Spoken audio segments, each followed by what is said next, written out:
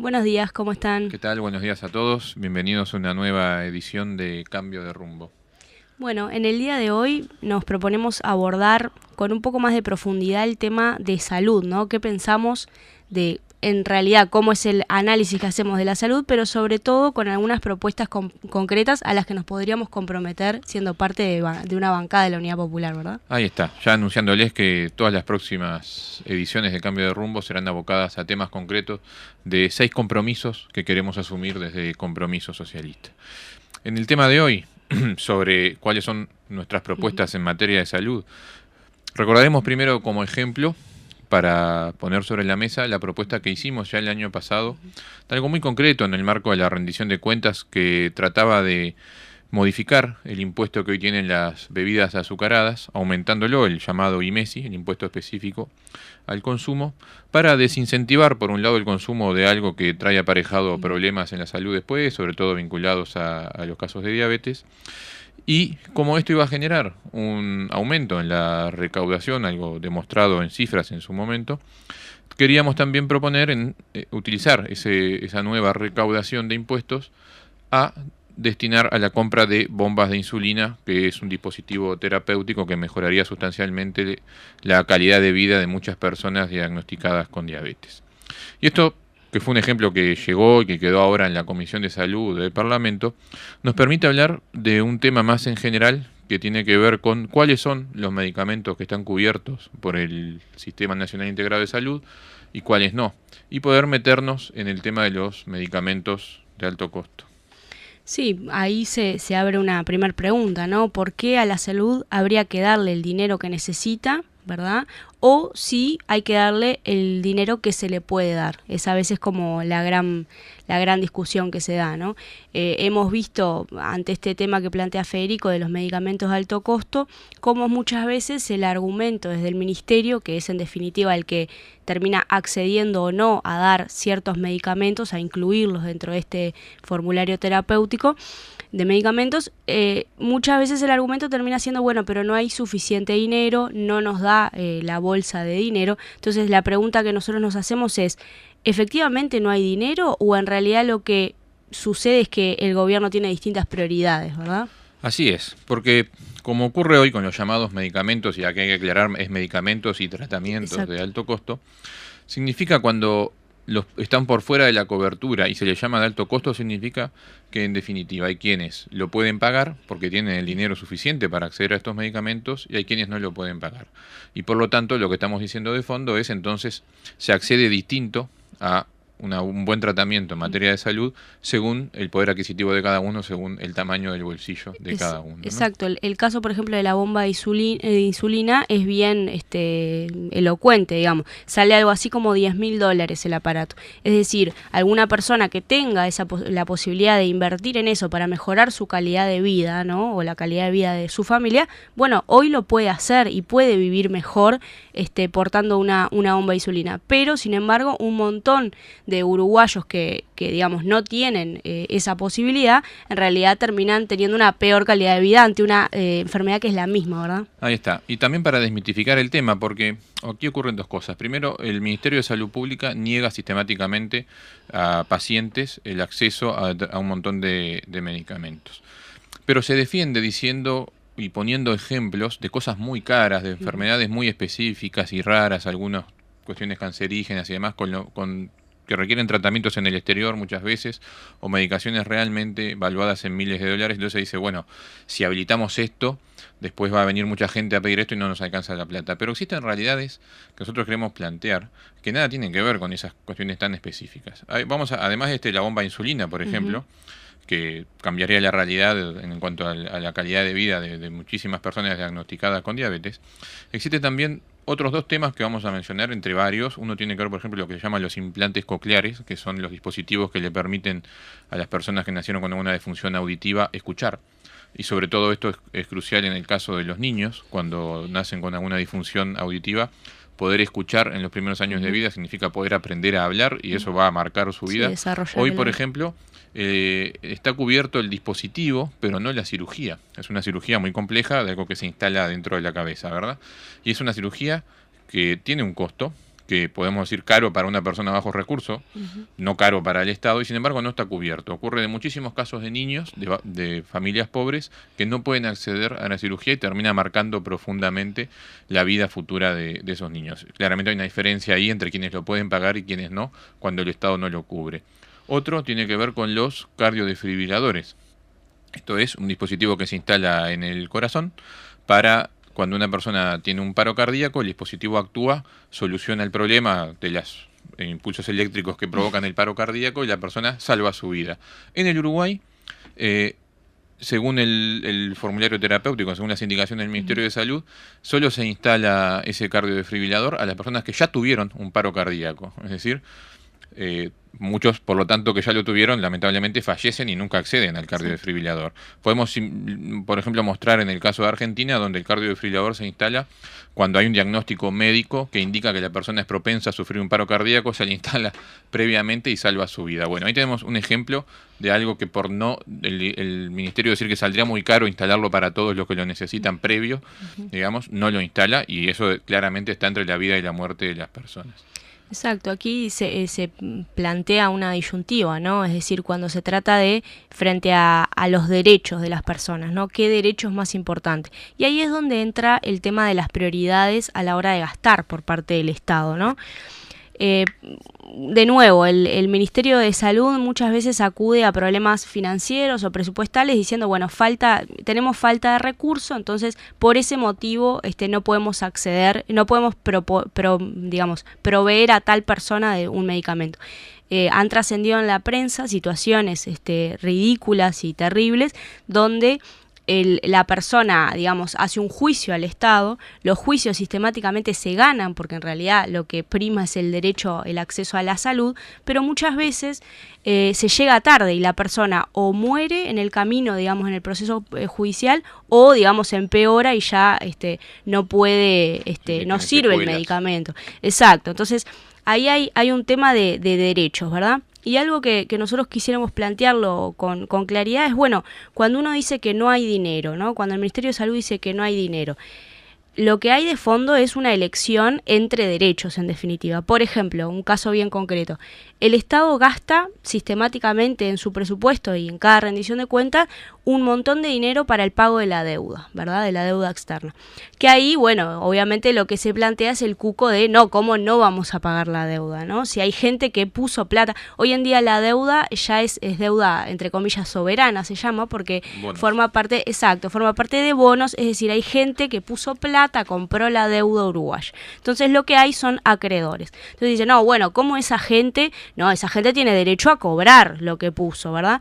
Ahora, entonces, esa gente tiene derecho a cobrar lo que puso, digamos, el bono que compró, lo que le prestó al Estado, pero hay personas que no tienen derecho a acceder a tratamiento de salud, no tienen derecho a vivir, en definitiva, y entonces se termina priorizando el pago de la deuda frente a otros gastos como salud, como vivienda, como trabajo, como otro montón de cosas que podemos hablar. Pero en particular, ante lo que estamos hablando hoy, se prioriza el pago de la deuda, el derecho de los acreedores, versus lo que es el derecho a la salud.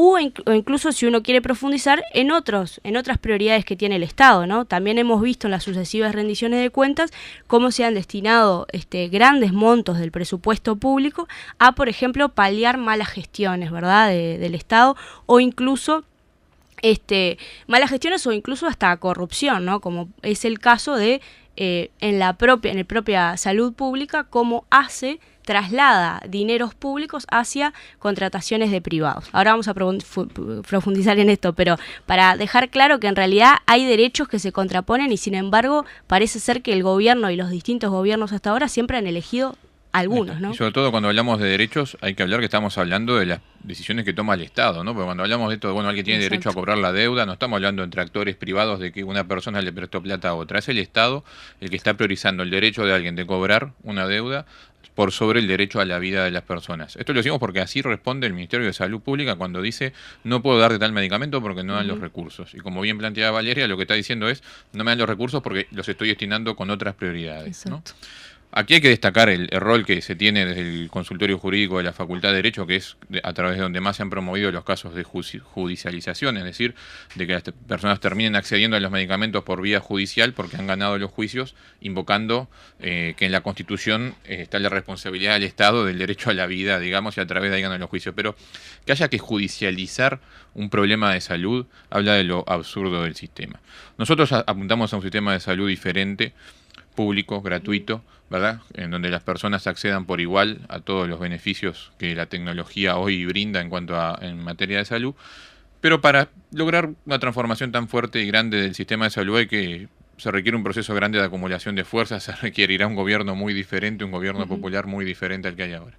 Pero eso no quita que en ese proceso de acumulación no podamos hacer propuestas en el hoy que muestren lo absurdo del sistema, pero que además brinden soluciones concretas. ¿Qué queremos proponer nosotros? Básicamente, por eso invocábamos al principio de esta audición el ejemplo que dimos sobre las bebidas azucaradas y demás. Hoy existen un montón de cosas que se consumen que hacen mal a la salud. Las bebidas azucaradas son una de ellas, los alimentos chatarra, el tabaco, el alcohol, que no se trata para nosotros de prohibir el consumo, sino de desincentivarlo. Esas cosas que acabo de mencionar, además del IVA, tiene el impuesto que se llama IMESI.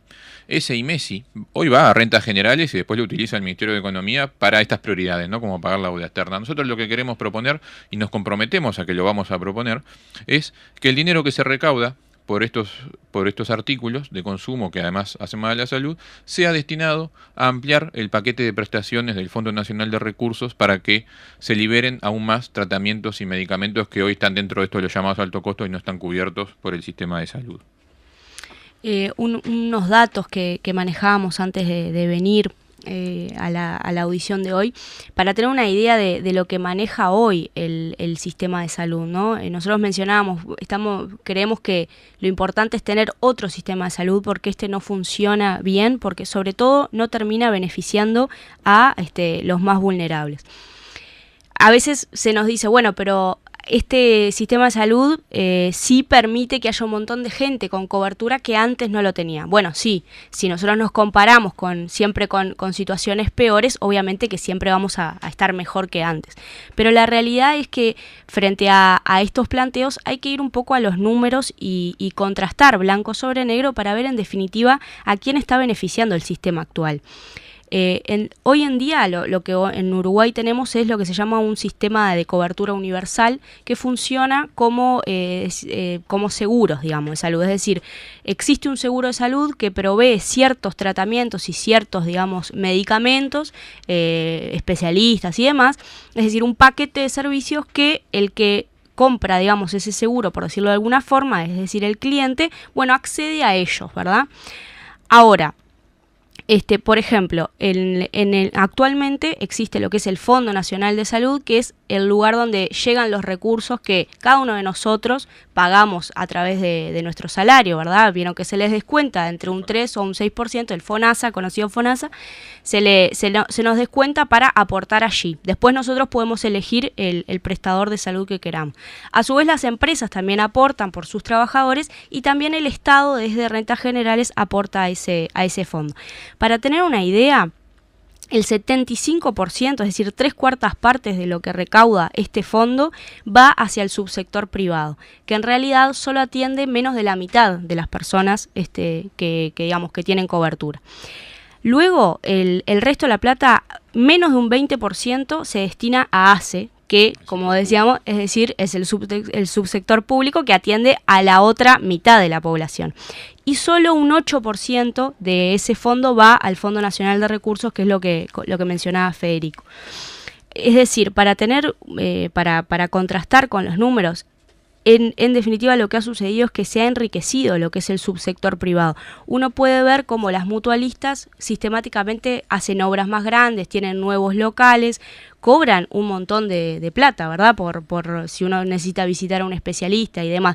Es decir, y además eso contrasta con lo que son los sobresueldos de los médicos, ¿verdad? En algunos lugares donde se ha llegado a cifras ridículas como que hay personas en este país que cobran más de 1 millón de pesos por ser gerentes, ¿no? De salud y en instituciones que se supone son sin fines de lucro. Exacto. Pero con estos datos que plantea Valeria pretendemos derribar 2 mitos.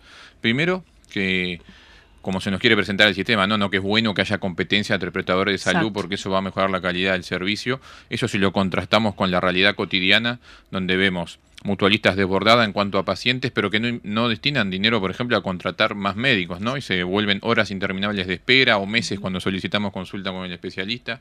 Tampoco ha mejorado el real acceso, porque después en la mutualidad, el aporte de las mutualistas nos cobran tickets y orden. Hay que ver para quienes tienen determinadas enfermedades cuánto gastan por mes en medicamentos para realmente tener un acceso a la salud real, digamos, que solucione sus problemas, ¿verdad? Así que esto de que la competencia soluciona los problemas es falso. Y segundo, que es falso que a veces nos dicen, bueno, pero ustedes quieren solucionar todo, un sistema público de salud, quiere que haya medicamentos para todos, no va a alcanzar la plata.